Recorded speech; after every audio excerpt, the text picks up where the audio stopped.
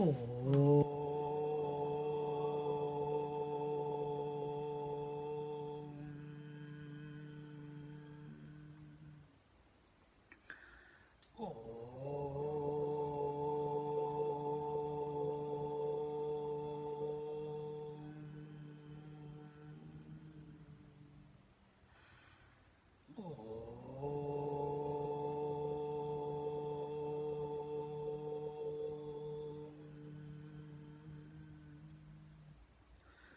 गुरुर्ब्रह्मा गुरुर्विष्णु गुरुर्देवो महेश्वरः गुरु साक्षात् परं ब्रह्म तस्मै श्री गुरवे नमः तस्मै श्री गुरवे नमः तस्मै श्री गुरवे नमः.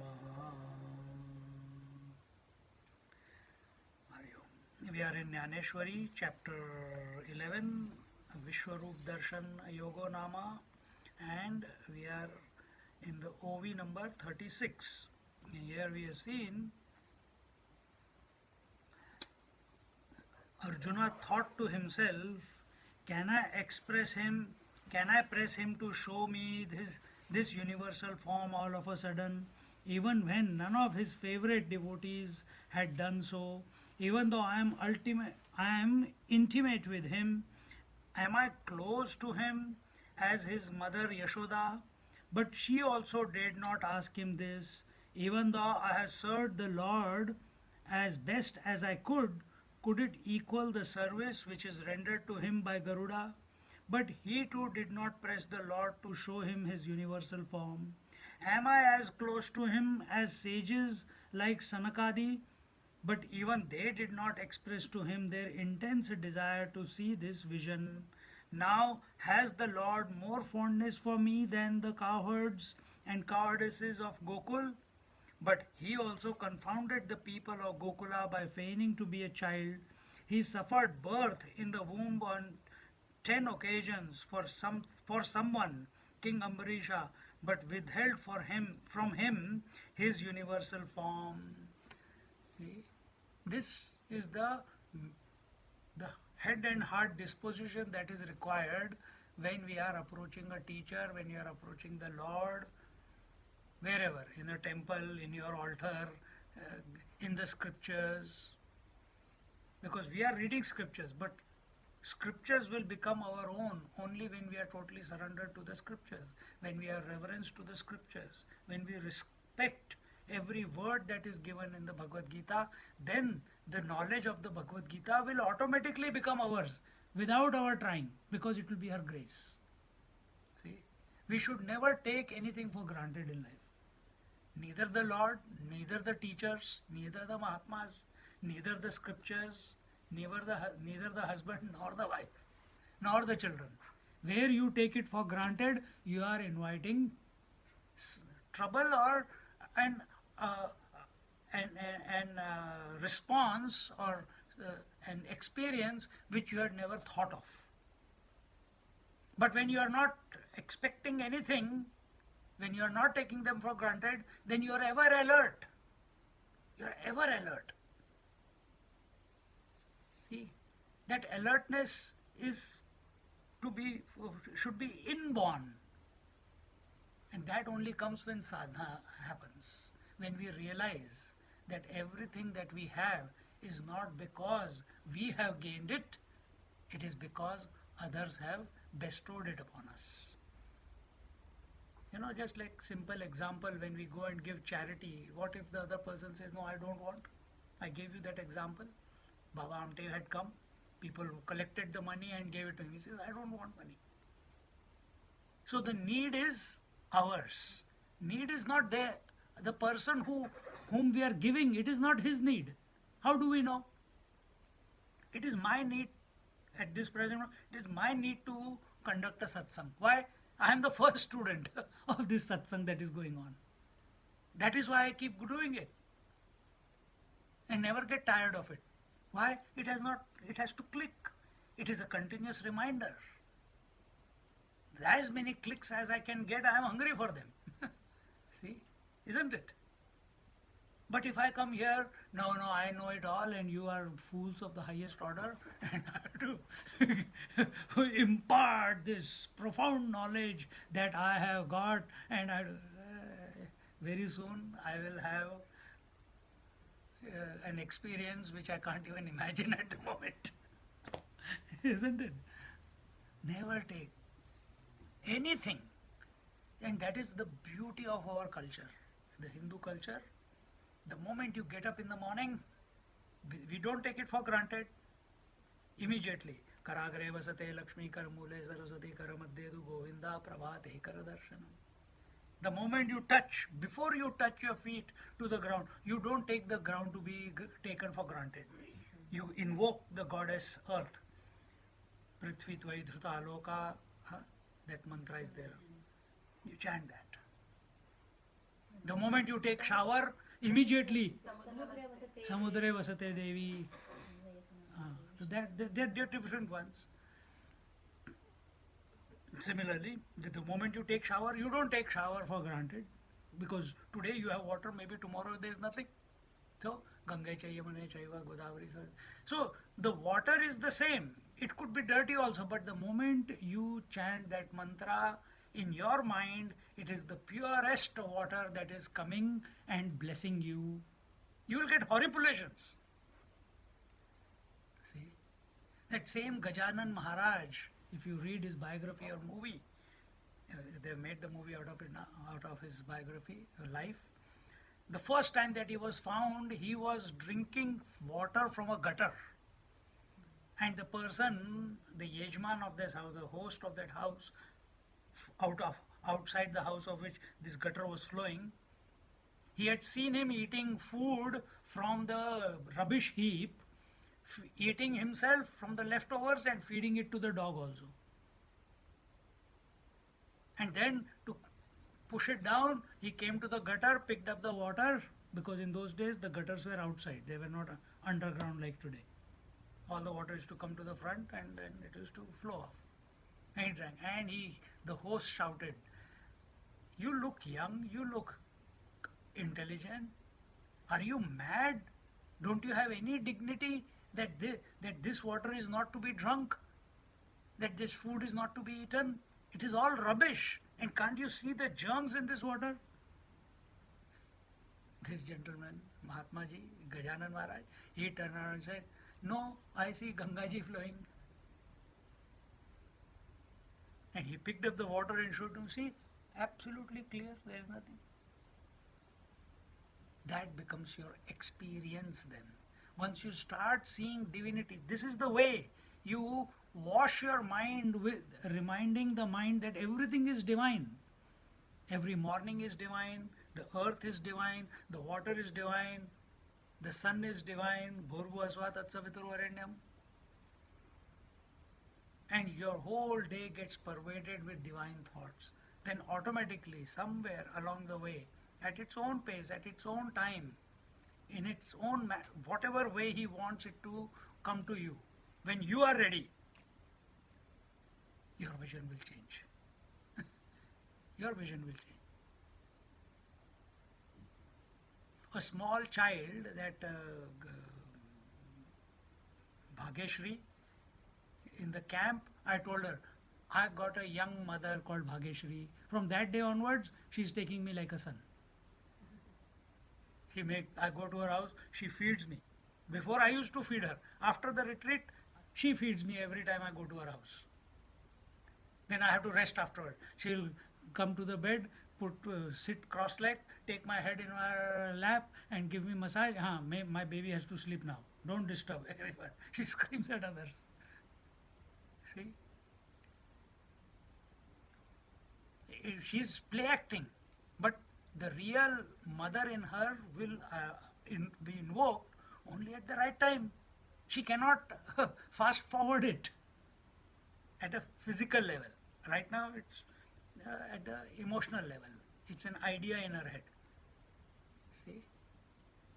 So leave it to him. And therefore Arjuna is saying here, am I worthy of having this vision? Am I qualified? Am I ready?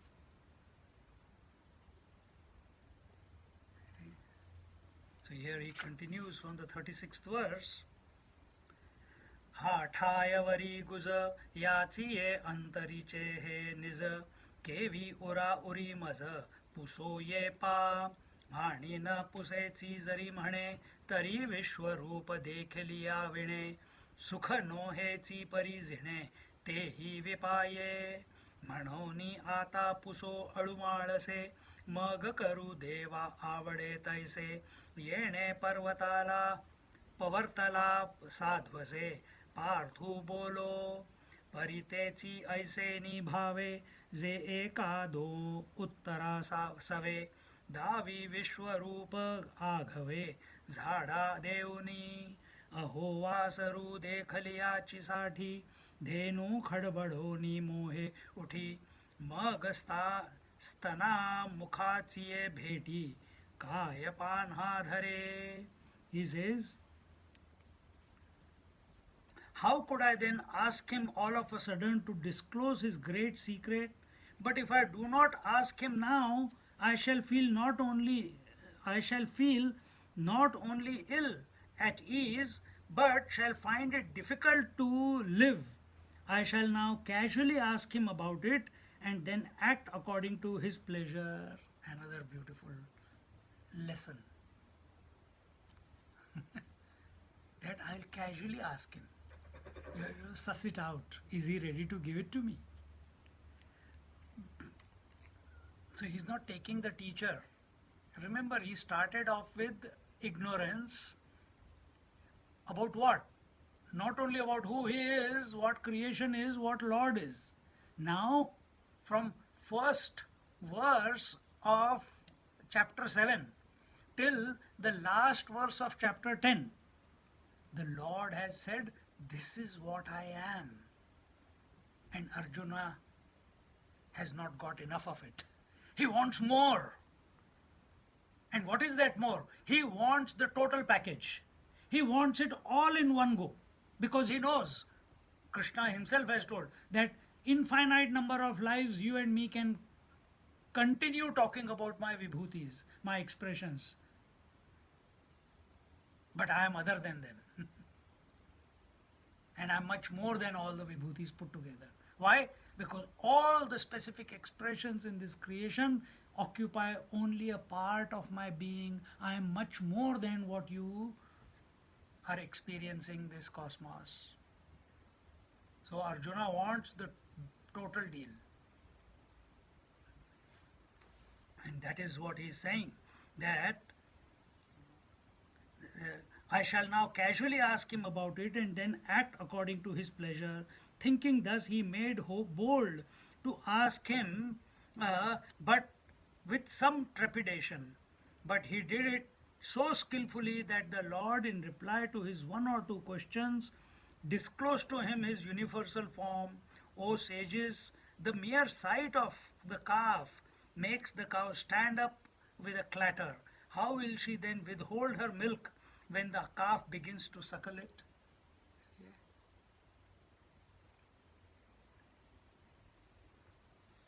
When the calves come back after going for graze or whatever, or they are waiting, and the cow, mother cow has gone out with Krishna and Balram and other cowherds, the moment they hear the sound of their baby, their calf, she is ready.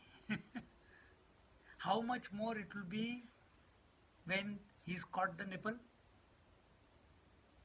and sucking the milk? How much more she'll be willing to give more and more milk to the baby.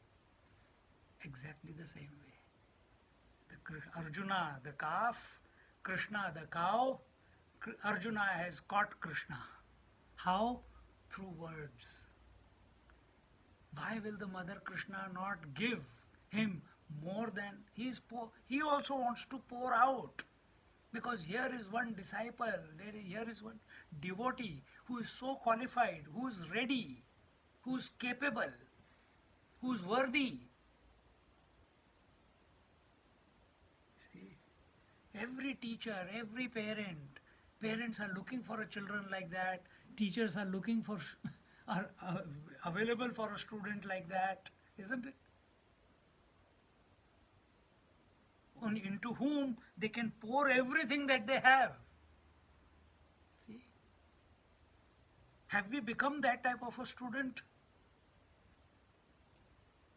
So that this universe, this Lord, the Mahatmas can pour everything that there is into you. Swamiji sent me to one person in Girnar. I told you, I started from Varanasi and one mantra started in my head. Hari Om Tat Sat Jai Guru Datta. I couldn't sleep the whole night, 3 days. I could not sleep. Mantra is going on, it's not allowing me, it's not stopping only.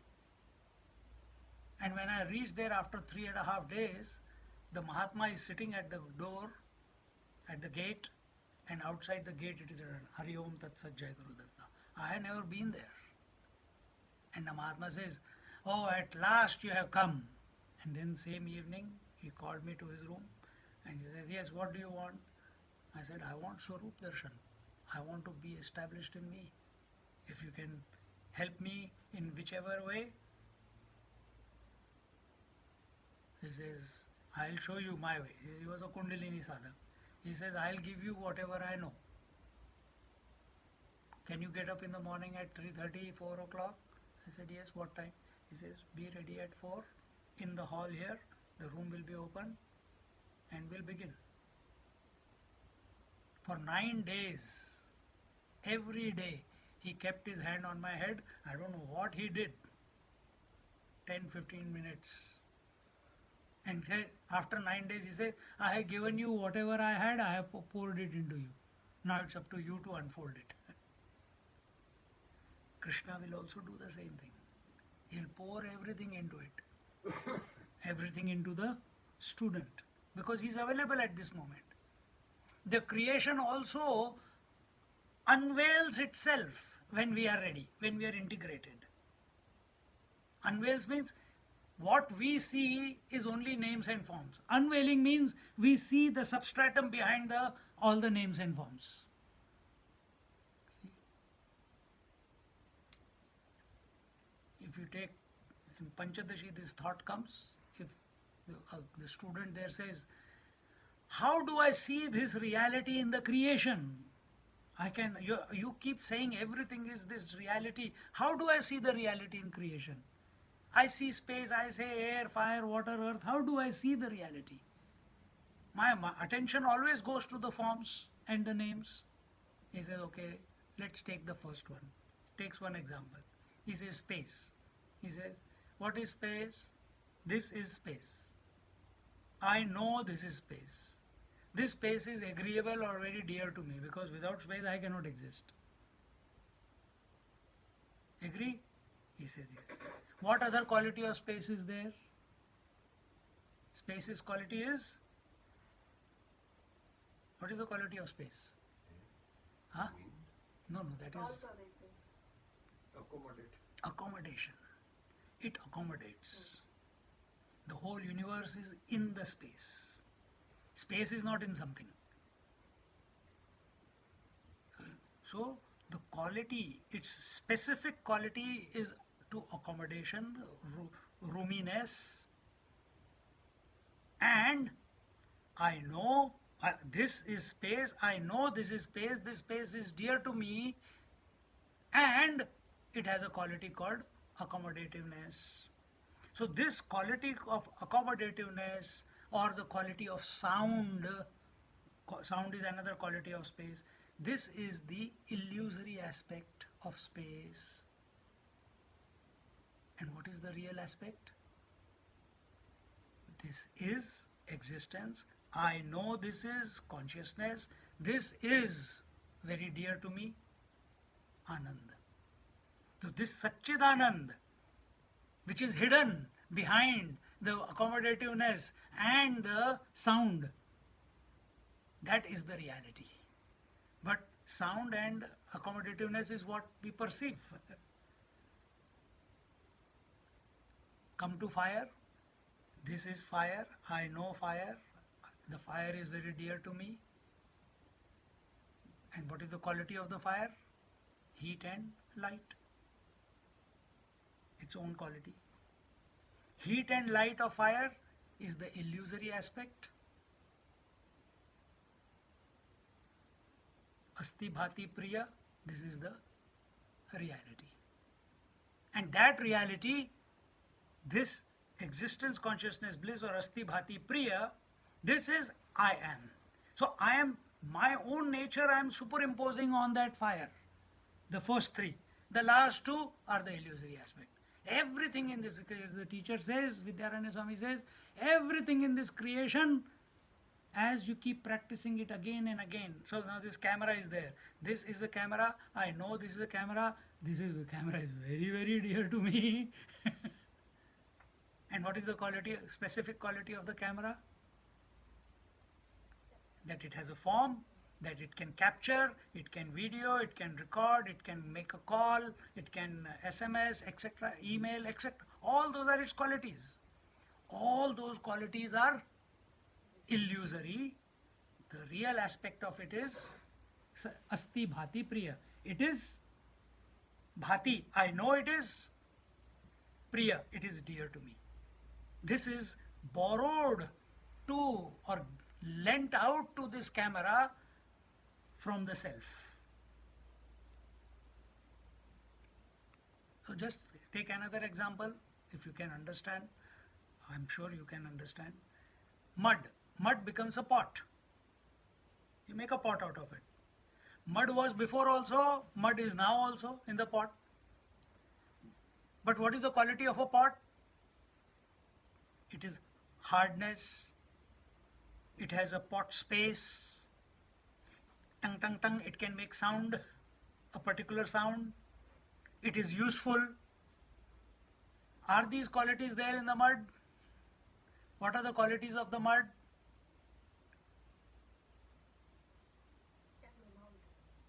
It can be molded.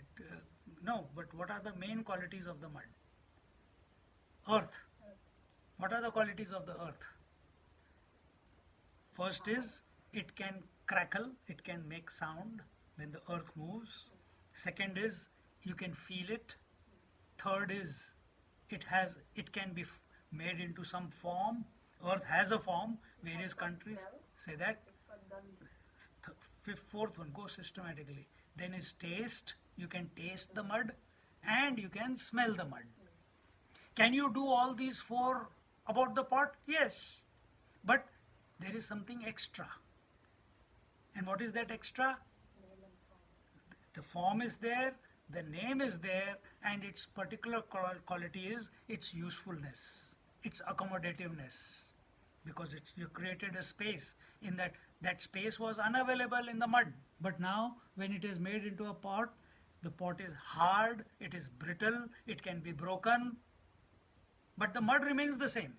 But so all these extra qualities are the illusory qualities. But the first five qualities that we told you, they are pervading every pot. That is the reality. So the teacher says that when you are moving around in this world, interact with everything, every experience. Be very clear that Asti Bhati Priya, this is, I know this is, and this is dear to me. Let it be a wife, let it be a child, let it be a laptop, let it be a weather, let it be the sun shining in the sky, let it be your body, let it be your emotions, let it be your convictions, ideas, everything you can interact this way. And the specific quality of that particular thing is the illusory aspect. So this way, come back to the source, come back to the original, come back to the essence. That is the way of Panchadashi. Arjuna is also wanting that. And that idea will be presented in further chapter somewhere in Bhagavad Gita. Gyan Marg mein aayega. Abhi we are in still devotion. So Arjuna wants he does not want to go step by step. He has seen, he has understood what teacher told him from first verse of chapter 7 till last verse of chapter 10. But now he wants to synthesize the whole knowledge and make it his own. He wants a direct experience of it. No more second-hand knowledge, because right now the knowledge is the words of the teacher and the ear of Arjuna. And he is trying to trying to work out in his head, this is what he means, this is what he means, but he's not getting a clear, how can you get some clear picture of something that which is transcendental?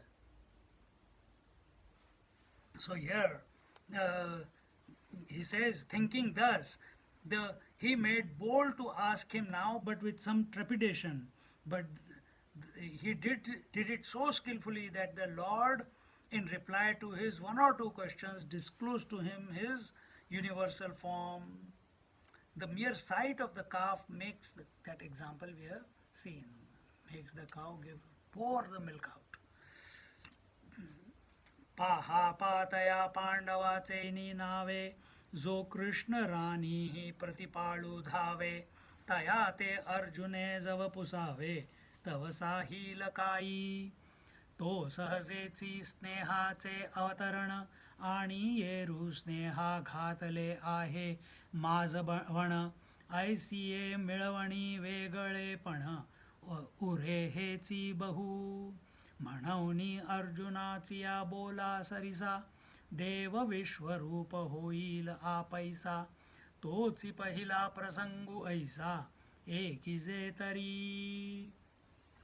He says, see for yourself, how can the Lord who rushed to the forest to protect the Pandavas withhold his reply to the question of Arjuna? Lord Krishna is love incarnate, and this love had received the leaven of Arjuna's love. It is therefore really surprising that they remained separate even after they were on the point of becoming one.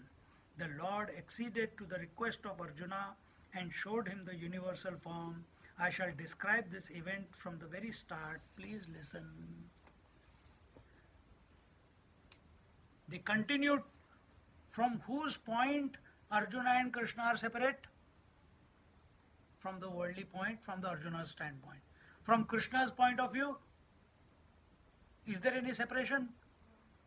He is one without a second. He is established in it every moment of his existence.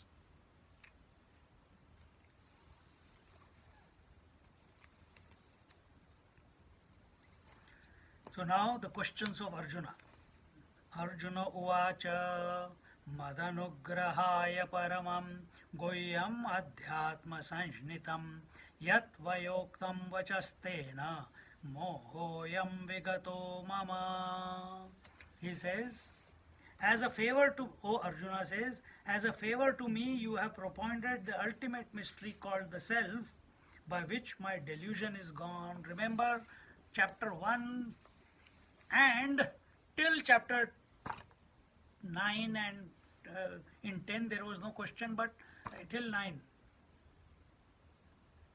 Arjuna has only expressed his ignorance. I want to know, I don't know this, please tell me this, what is karma, what is meditation, what is this, what is that. He has not shown knowledge, he is only showing his ignorance, and he wants to remove that ignorance. But here, first time, he is saying, he is not talking about removing the ignorance, he is wanting the experience instead of removing ignorance.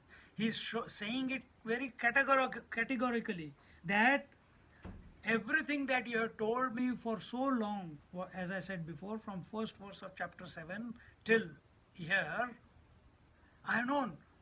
You have told me. Here what he says, by which my delusion is gone. So till now he was deluded, having concluded with the Vibhuti Yoga in chapter 10, his delusion is gone, his confusion is gone. Why? How the confusion is gone? Because he has surrendered himself to the Lord. The Lord has provided him a vision, at least intellectual vision, that he alone is, there is nothing else. Whatever has happened in the past, what is happening now, whatever is going to happen in the future, everything is by the will of the divine. Nothing is without his will. What was Arjuna's problem in the beginning, first chapter? I don't want to kill my dear ones. I don't want to kill my teacher. I don't want to kill my grandsire. I don't want to be the cause of killing my brothers. I don't. Because of these actions that I will commit, people will become destitute. There will be pillage in the society. People will take advantage of the weak. I will go to hell. All these conclusions he had come to in his life. All those delusions are gone. And what is the way? What is the sure short way of removing these delusions? Surrender. By coming to the self. By surrendering to the self. What do you mean by self I am and surrendering to the self? What does this mean? What does it mean? As much as you may talk about the self, the reality, the Lord, right now, every one of us is still functioning through the mind. We think we are the mind, isn't it? And self is not only the mind, but beyond the mind also. It is supporting the mind, expressing as allowing the mind to express on its surface, yet it is transcendental to the mind. And we are still caught up in the words only. See? This delusion, this misunderstanding, this ignorance about his own essential nature, Arjuna has got cleared. That everything is divine. Now he wants a direct experience.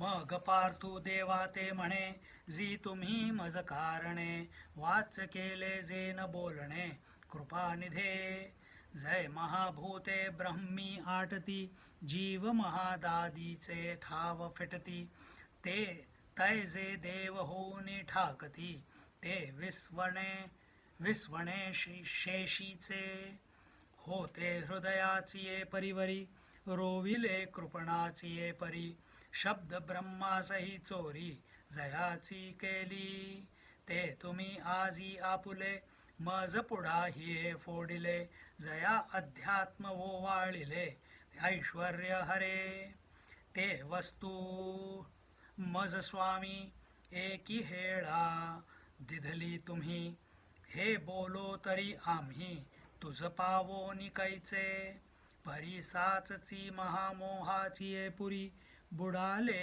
आ देखोनी सीसवरी तुवा आपण पे घालोनी श्रीहरी मग काढिले माते एक तू वाचूनी काही विश्वी दुजियाची भाष नाही की आमुचे कर्म पाही जे आम्ही आधी म्हणू.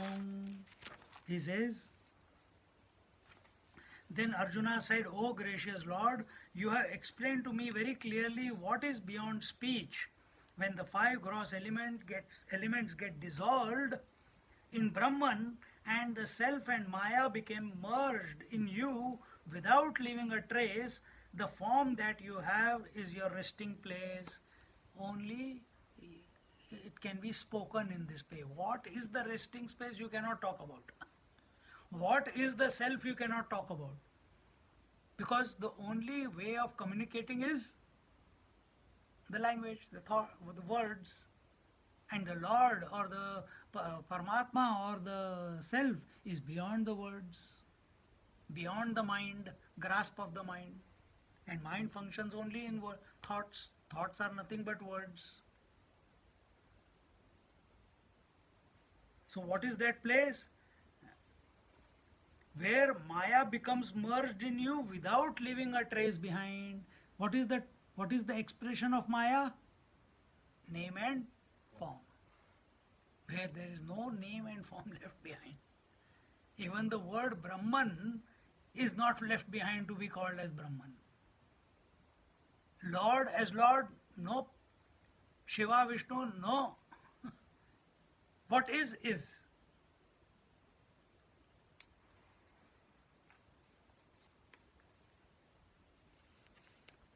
Continuing, he says,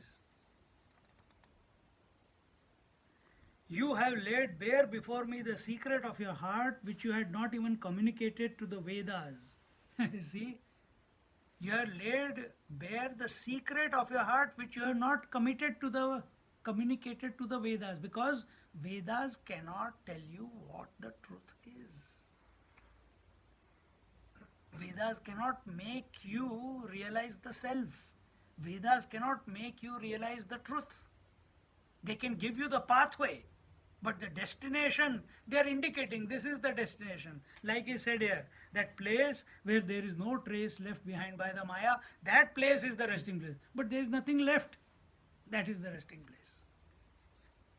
It's conscious space.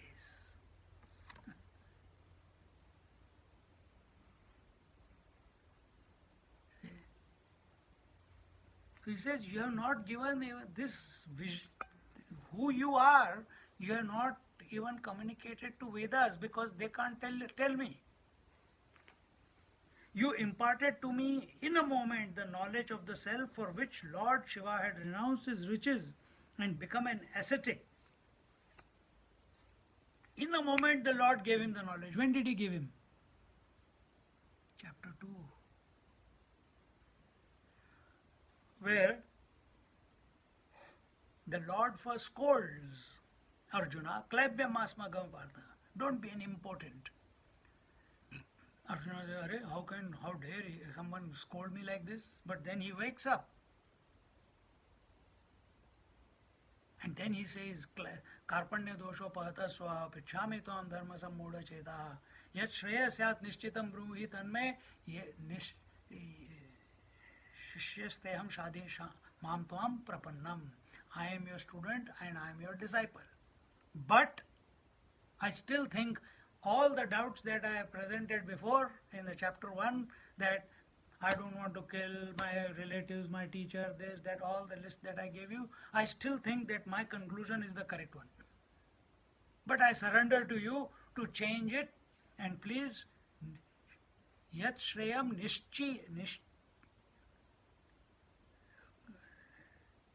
bruhi nishchaya, what is that word? Karpanya dosho pahata swa prichhami tvam dharma sammudha cheta yat shreya syat nishchitam bruhitan. What does that mean? Nishchitam. Tell me conclusively. Give me a conclusive solution. And what is the conclusive solution? I'm asking you guys. What is the conclusive solution? Which leaves no doubts. That's one answer. Others? What is the conclusive solution? Conclusive solution for whatever Arjuna has asked, or about life, what is the conclusive solution about life? I'm just asking you, what is the understanding that you have in your mind about conclusive solution? That there are no doubts left. आप क्या बोलते हो? बोलो. other than Maya. क्या? Like if you take Maya out of the world, then remaining is the conclusive solution. So you mean to say Maya is other than the Lord? Maya can exist apart from the Lord? That is not the truth. Maya is the potentiality of the Lord.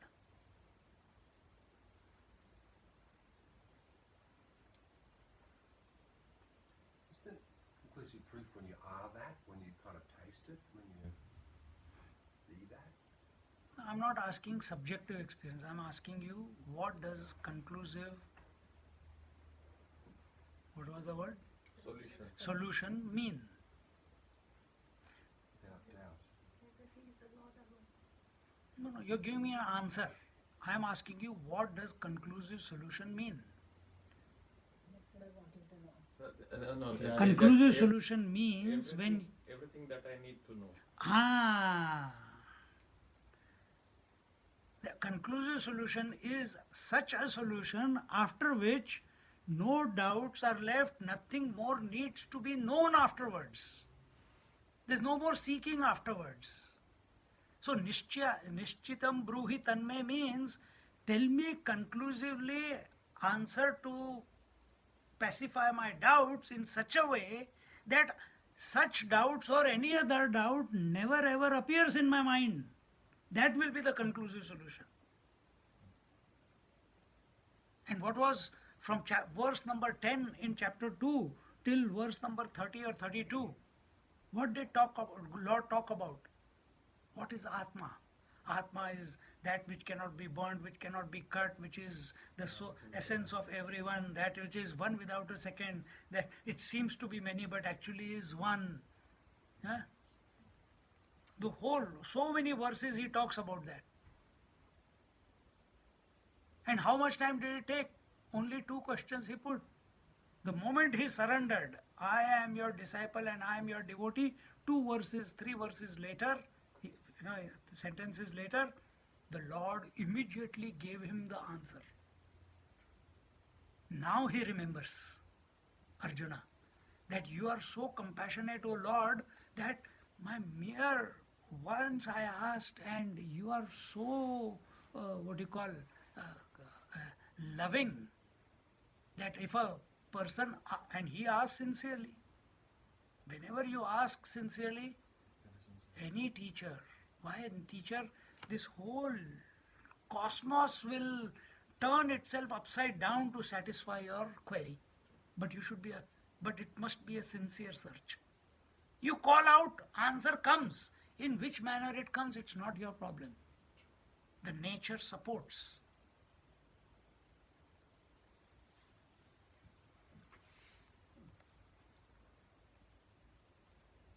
And therefore, where are we?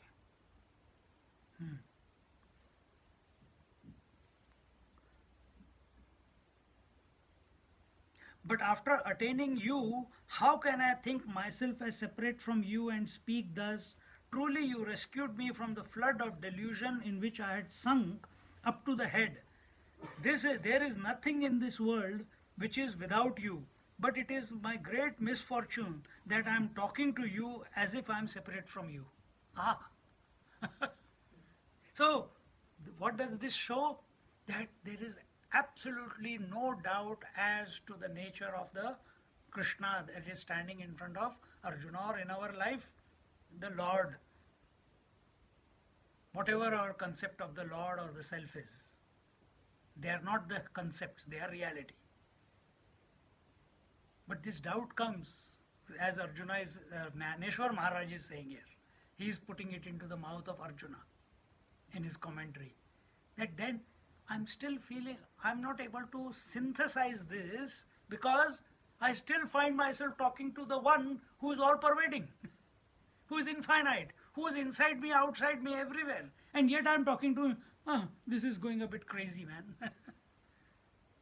You see? These thoughts must have come to you also sometime or the other in one of the retreats. It must have struck you. But if you stay with it, answer will come. But we brush it aside. Why? Because it's too deep and it will just suck you away if you stay with it. Most of the time because you try to use your intellect to Correct. find an answer. Correct. There is a word called the circular referencing. Hmm? In programming language, there is something called a circular referencing. Circular referencing. Meaning? You start from a point, you think you're going somewhere, but you come back to the same point. It goes on in an infinite loop. So that's how I used to always feel it.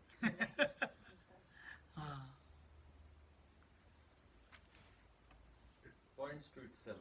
That's the circular reference. But it continues as a loop. You have that in your But logic. if it is a loop, it is not right.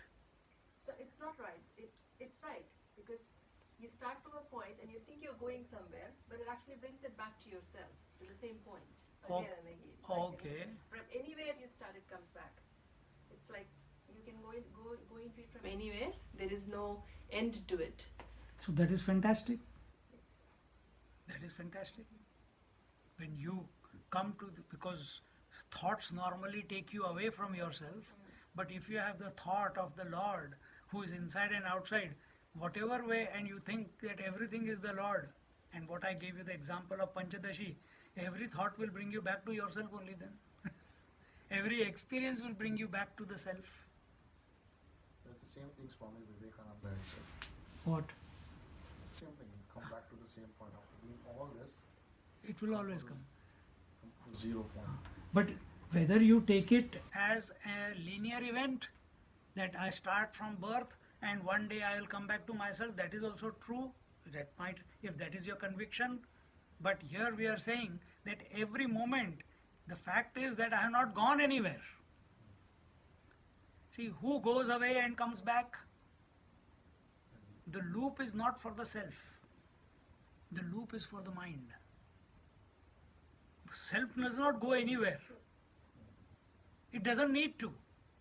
But because we think we are the mind cannot think but go out and come back.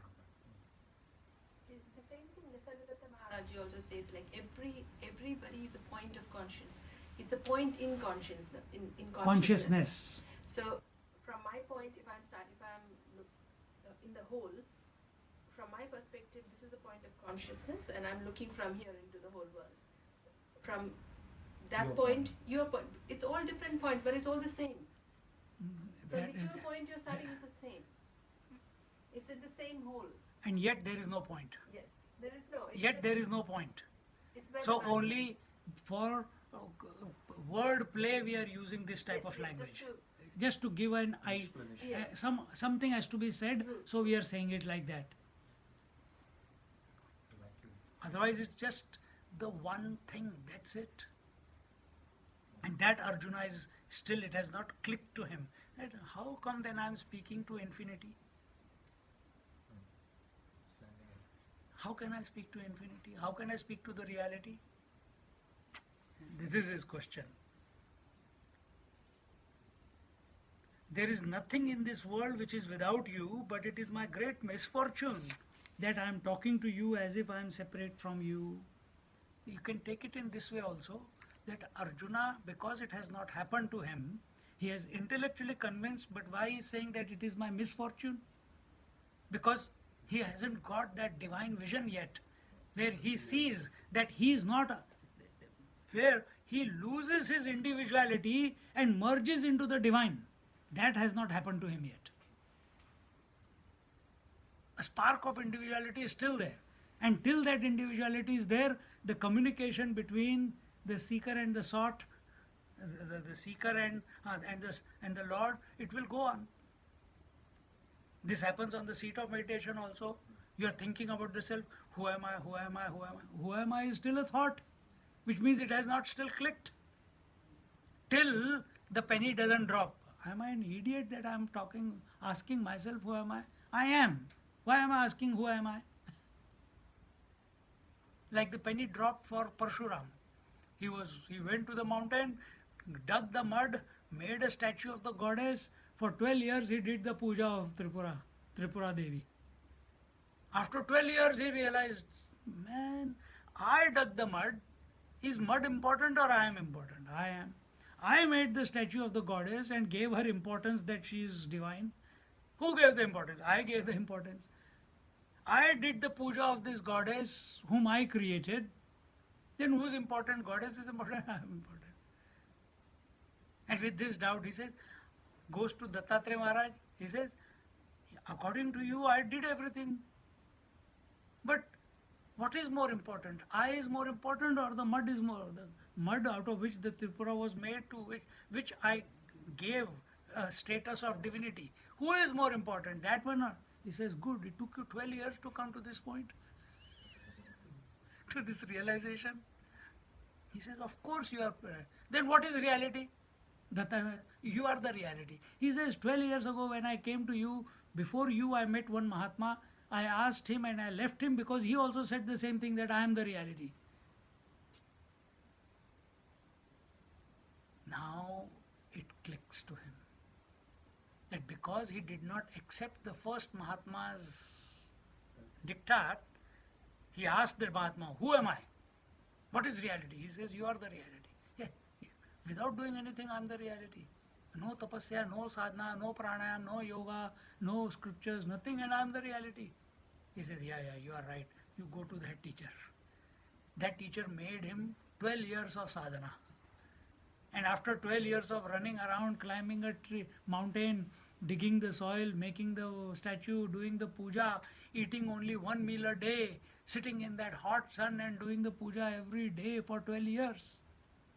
No going around anywhere. It's austerity. Because the itch in him that something needs to be done in order to attain something. Now Parshuramji realizes that my non-acceptance of the words of the first Mahatma brought about this 12-year journey for me. Our non-acceptance of our own essential nature, which is Satchidananda Swarup, brings about the journey of seeking. Whole life. Whole life. Why whole life? Lifetimes, people, for some people. Lifetimes. Because we don't accept. No, how can that be? Tum Bhagwan ho. You know, some Swamiji says, someone he goes and says, Arey Mahatma ji. So he says, नहीं स्वामी जी हम कहाँ महात्मा अच्छा गधे जी अरे बेवकूफ जी नहीं स्वामी जी अरे पहले महात्मा बोला तो यू डोंट एक्सेप्ट बेवकूफ बोला तो also you don't accept we must accept ourselves. Give yourself the benefit of the doubt that we are of the nature of infinite divinity. We may not know it, it may not be our experience, but start accepting it at least. And pray to the divine, pray to the Lord that please bring it about before my last breath.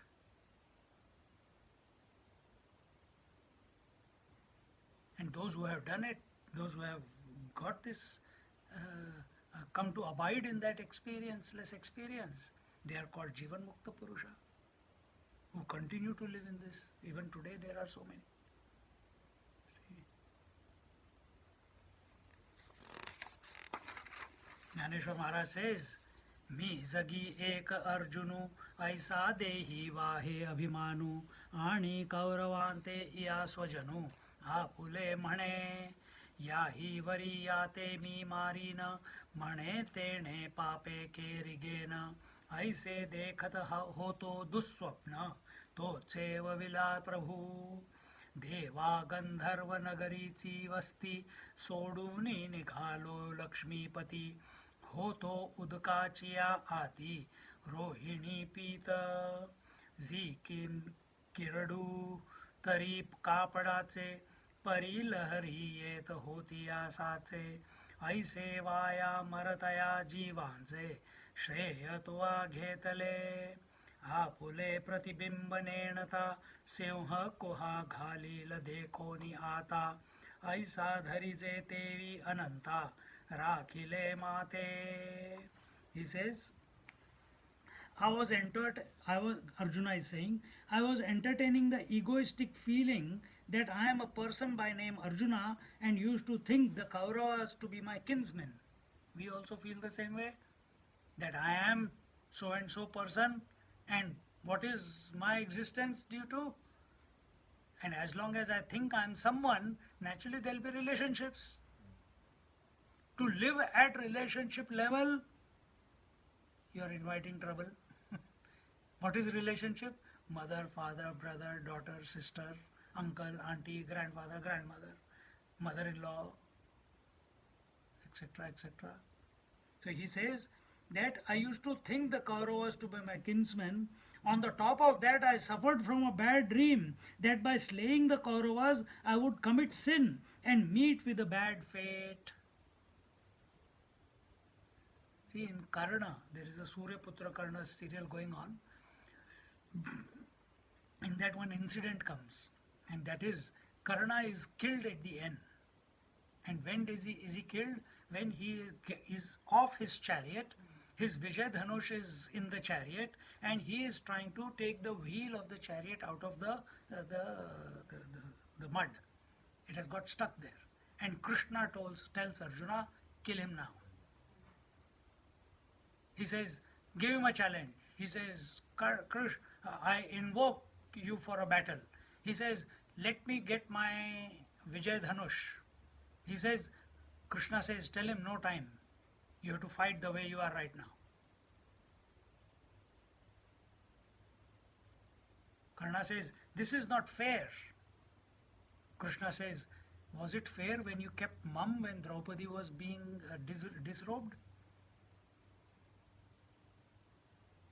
He says, but I have always fought for bringing about a positive change in the society. But he says, your goal may be lofty, but the means that you have employed are corrupt. You have taken Duryodhana's help. So you, just because you have got great ideas and lofty goals and divine goals, and for that you can't do anything in order to get to that. By hook or by crook you cannot get to that goal. You will eventually, but you have to pay the price. He says, you kept quiet when Abhimanyu was killed by all the people, so many people, warriors fighting with one young lad, and they killed him mercilessly, and they danced around him, and you watched that. Where was your valor that time? Where was your anger at that time? Where was your righteousness at that time? See? He says, he tells Arjuna, kill him. Arjuna says, how can I kill one without a bow and arrow? He says, if he picks up his bow, you will never be able to defeat him. You have to kill him now. I told you when the day started that you have to listen to every word that I am telling you. It will be only for your benefit. He says, why? Because Karna is a holy man, but having a wrong company. And because of that wrong company, this holy man has committed few sins.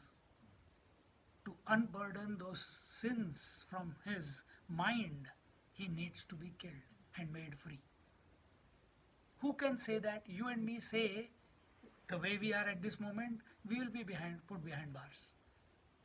Because we don't have the capacity or the knowledge or the acumen or the capacity, capability, ability to protect ourselves. Because we still think we are the body. But the Lord, even though he is expressing as the body, yet he is free. And he can say that. He says he is a holy person. We have to free him from the sin and frustration that he has been carrying his whole life. See? This is what is happening to Arjuna.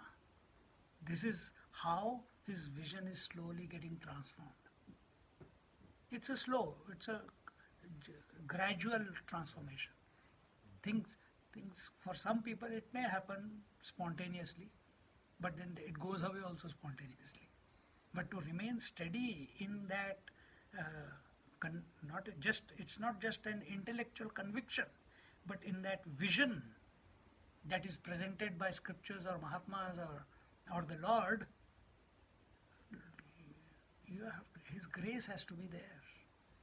And your availability has to be there. So here he says,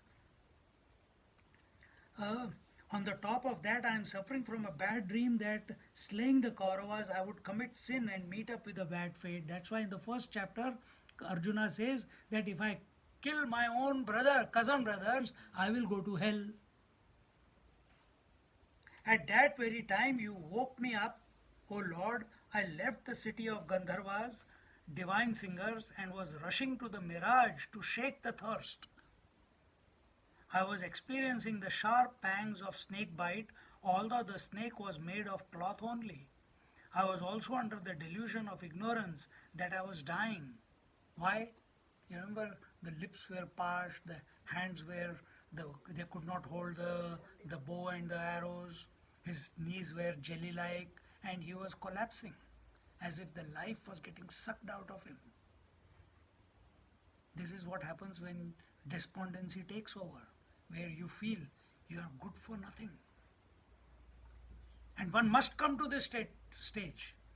On the seat of meditation, one must come to this stage where you come to realize that all your efforts cannot bring about the dissolution of the mind. The dissolution of the ego cannot be brought about by your thinking.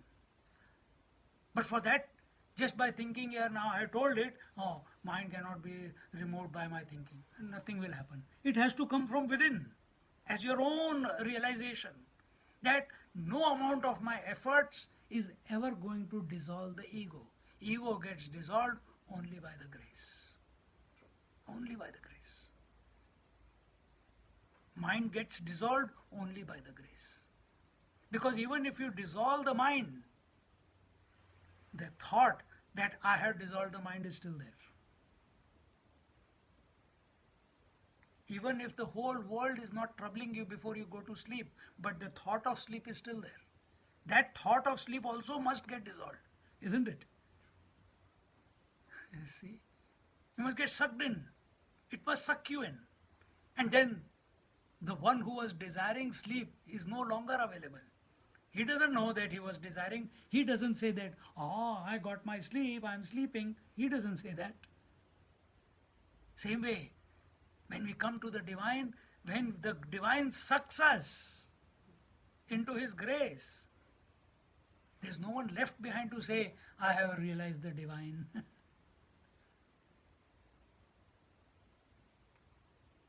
This pang of separation, this pang of not dissolving, not having been dissolved into the Lord, even though knowing who the Lord is what is troubling Arjuna right now. Because he's seeing Lord, he's saying, I'm asking you, I'm talking to you, why is this there still? Why still I am separate if everything is you? Why am I still separate? Why am I experiencing you as separate to me? Why am I not merged into you at this very moment? When these type of thoughts come, then alone the grace will appear. Which is always, it will reveal. Grace is always there everywhere. The camera in the phone is always there. If I don't switch it on, it will not do it, capture any image. You have to switch it on. So how do you switch on the grace? By surrendering to the grace, by thinking about the grace, by contemplating on the Lord. With this disposition that even this contemplation, this thinking, this feeling of surrender towards the Lord is also His grace alone. It pains you to be separate. Pains you to be separate.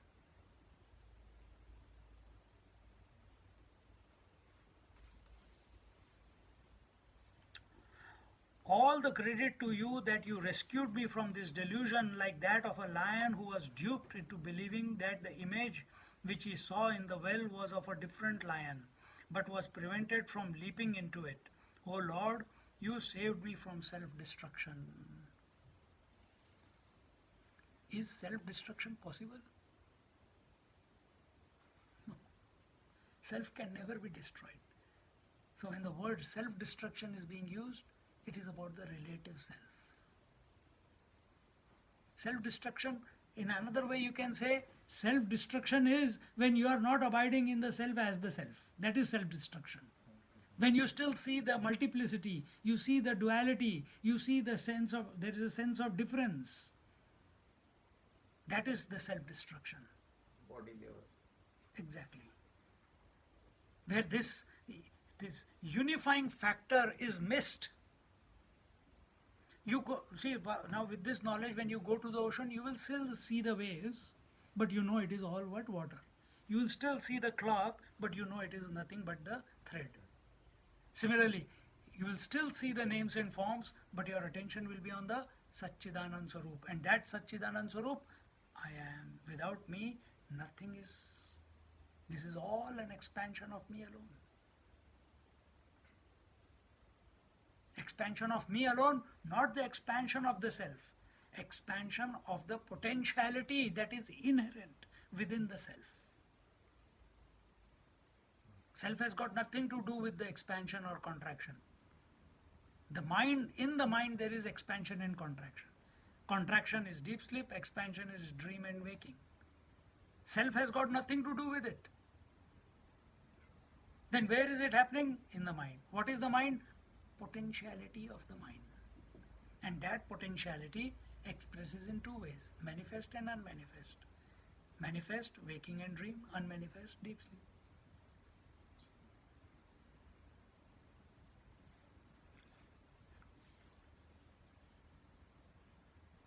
Taking a position at the level of waker, dreamer or deep sleeper is self-destruction. Coming to be the witness as the supporter of all the three, yet not all the three, there is no destruction, there is no gain or no loss. The phenomena will still continue.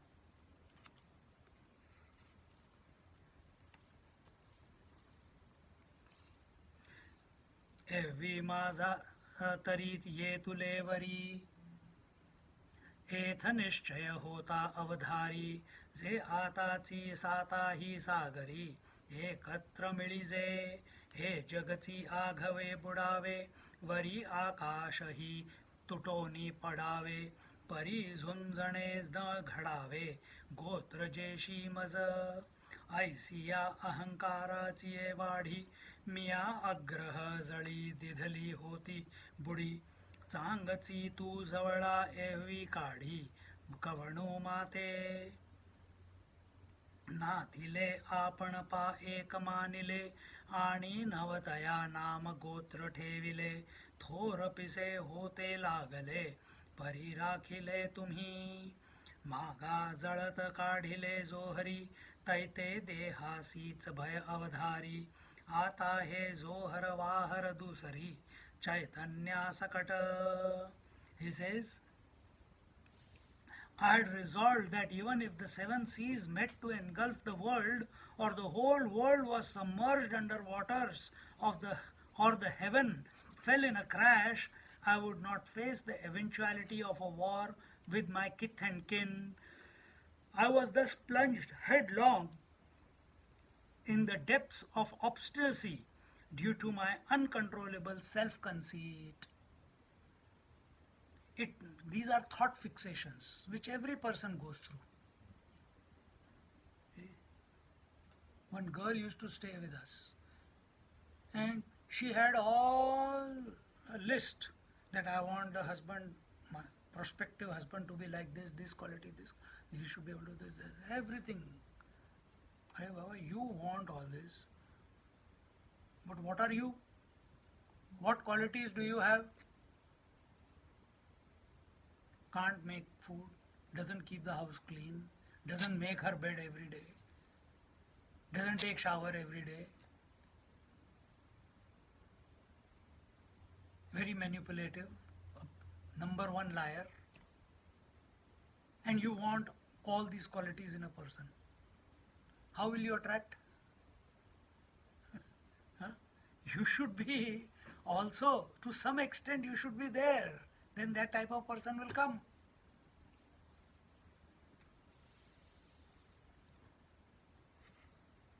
I would not face the eventuality of a war with my kith and kin. I was thus plunged headlong in the depths of obstinacy due to my uncontrollable self-conceit. It was nice that you were standing close to me at this time. Otherwise, who else could have rescued me? Although a non-entity, I thought myself to be somebody and considered the wrong men as my relations. Although a non-entity. You know, some people think they are indispensable at work, they are indispensable in the family. As a mother or father or a grandfather or a grandmother, we are indispensable. Without me, these children will try once. They perform better. There is a child in our house, parents are around, he is a Rakshasa. Today is the first day that the father had gone somewhere, mother has not come back from work, and the child was playing, and the father said, I have to go somewhere, and you play with the kids. They went away. and he is in the front with me and mum. Sadhu Baba. Perfect. Can't complain about any behavior of his. Yet when parents are there, Rakshas. See?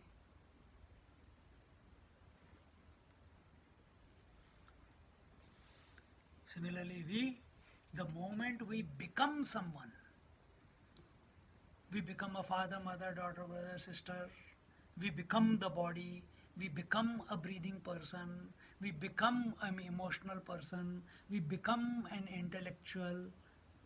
Whatever you become, you have lost the plot. You have to empty, you have to become nothing. You have to be nothing. So here he says, although I am a non-entity, I made the mistake of becoming someone. I became the brother, I became the grandson of the grandsire, I became the father of Abhimanyu, I became the husband of Draupadi and Subhadra, I became the upholder of dharma. I became the sinner who will be killing these people. So he is recognizing where he was going wrong. Everything that is happening is by the will of the divine. So he says here, it was nice that you were standing close to me. So even though Krishna is standing close to Arjuna, who is standing close to you? Wall. Who is standing close to you? Your husband, wife? Lord is ever closer than the closest to us. You be ready to invoke and remember him, he will give you an answer from within, whatever is required to be done. Under any circumstance, it will be directly proportional to your surrender to him.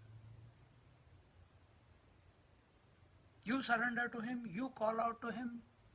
Where the grace, as we said, grace is always. You press the camera and the camera says, no, you have done too much sin by not putting me on at all. I'll take some time to come up. It doesn't. The moment you press camera, camera comes up, isn't it? There's no delay. Same way, the grace is also ever with us. All we have to become is aware of it. Don't become alienated from it. Alienation comes about when you become someone. So what is the secret of living? Allow the phenomena of individuality to continue, but keep your mind ever immersed in this realization that I am essentially divine. And that divinity is all that there is. You may not understand it, it's okay.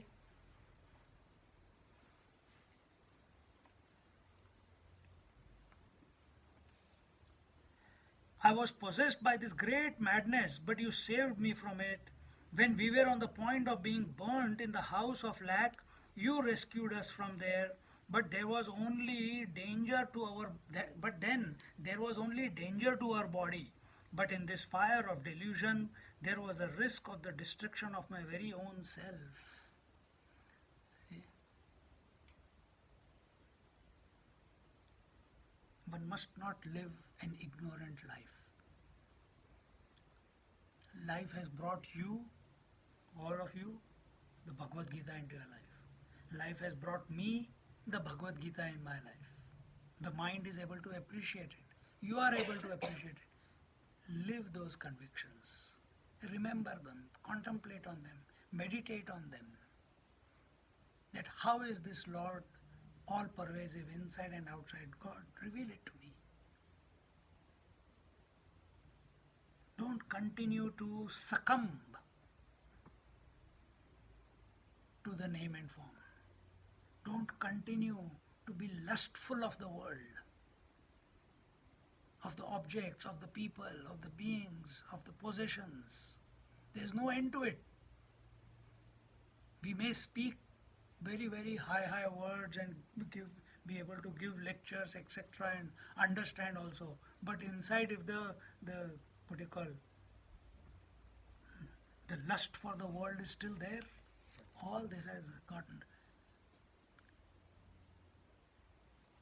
still deluded. Reclaim.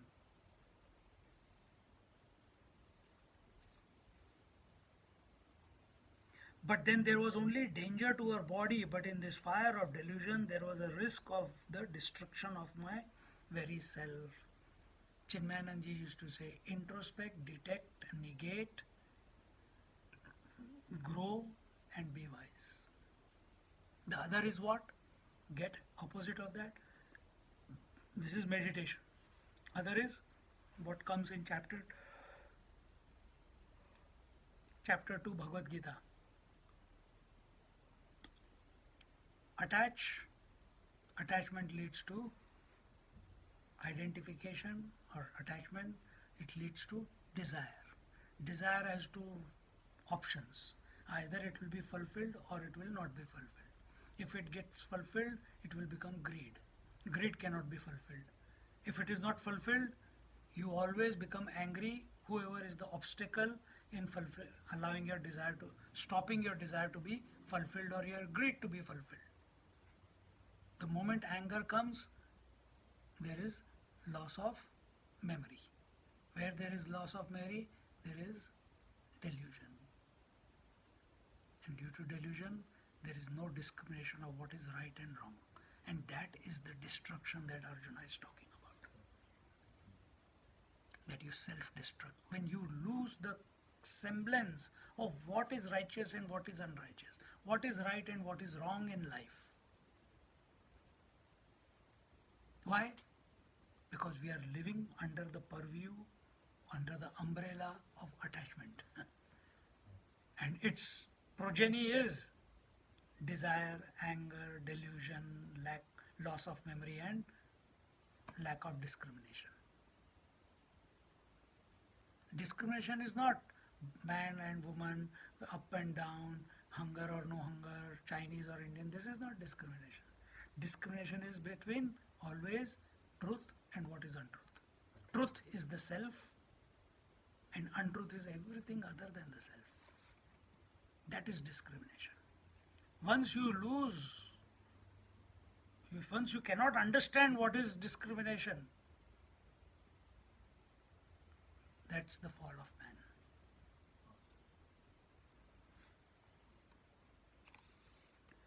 दुराग्र हिरण्याक्षे माझी बुद्धी वसुंधरा सुदलीय काखे मग महार्णव गवाक्षे रेघोनी ठेला तेथ तुझे नी गोसावीपणे एक वेळ बुद्धीची आठाया येणे हे दुसरे वराह होणे पडिले तुझ ऐसे अपार तुझे केले एकी वाचा काथ मी बोले परिपाच ही पालव मोकलिले प्रज मज प्रती ते काही न वचेची वाया भले यश फावले देवराया जे साध्यंत माया निरसिली माझी आजी आनंद सरोवरीची कमळे तैसे हे तुझे डोळे आपुलिया प्रसादाची रावळे जया लागी करीती.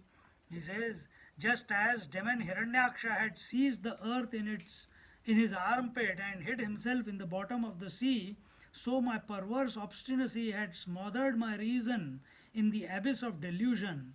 It is through your power that this reason was restored to me, but for that you had to assume a second boar incarnation. This is indeed an incomprehensible feat. How can I describe it in words? I can only say that you have saved my life thereby.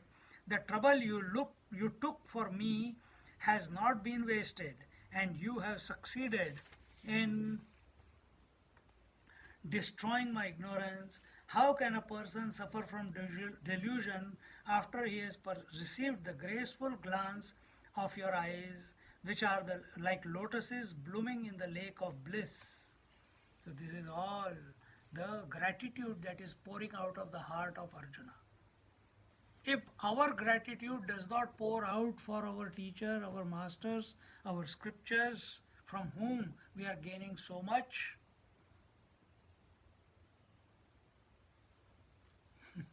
you lost the plot, isn't it?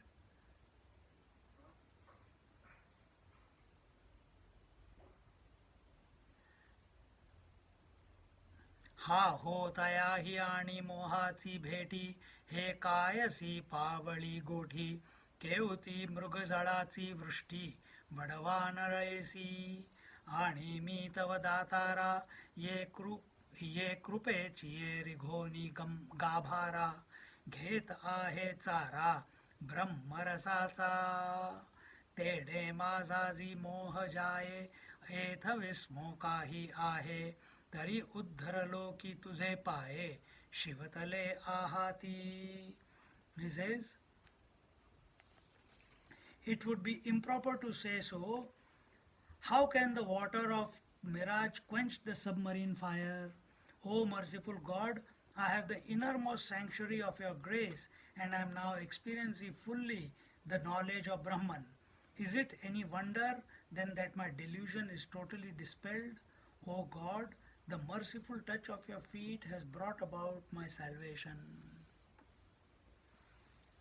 See, one thing is coming to know the self. It's another thing to see the self as the whole creation. The whole creation included in the self is Anvaya, all inclusiveness, all exclusiveness. Remember, first we started with I was caught up in delusion, I have become free of it now. Delusion is in the mind. You have become free of it. You are recognized, you are the witness. You are the Sakshi, Chaitanya. This is exclusiveness. You are excluding everything and coming to yourself. But now that I have come to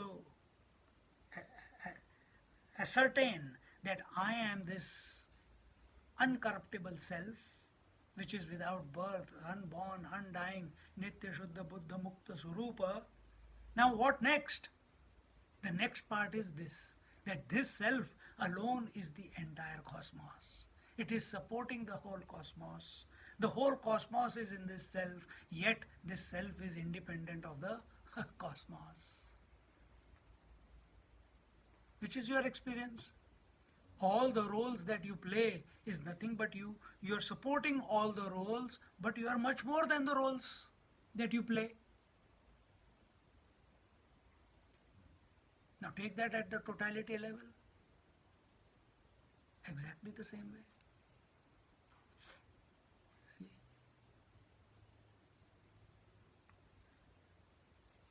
So in this way, Arjuna is pouring out what is going on in his mind, the gratitude, the grace, and a declaration that his delusion is permanently gone. Why? He is established in the self. What is the establishment in the self? He has got no doubt as to who he is. When you have got no doubt as to who you are, automatically the delusion is completely removed from your system. And therefore, bhavapyayau hi bhutanam shrutau vistarasho maya tvatta kamalapatraksha mahatmyamapi chavyayam. He says, for I have heard in detail from you, O lotus-eyed Krishna, of the origin and dissolution of beings and also your eternal glory. This he has heard from the first verse of chapter 7 till 10th, last verse of chapter 10. So he has heard, he remembers, understands, convinced of, directly perceiving everything. But he wants not in a linear manner, he wants it in a total manner. Now we will see this verse number 2 and 3 and 4. These 4 are his questions. And then the Lord will start answering. Om Purnamada Purnamidam Purnat Purnamudachyate पूर्णस्य पूर्णमादाय पूर्णमेवावशिष्यते. ॐ शान्ति शान्ति शान्तिः. हरिः ॐ. श्री गुरुभ्यो नमः. हरिः ॐ.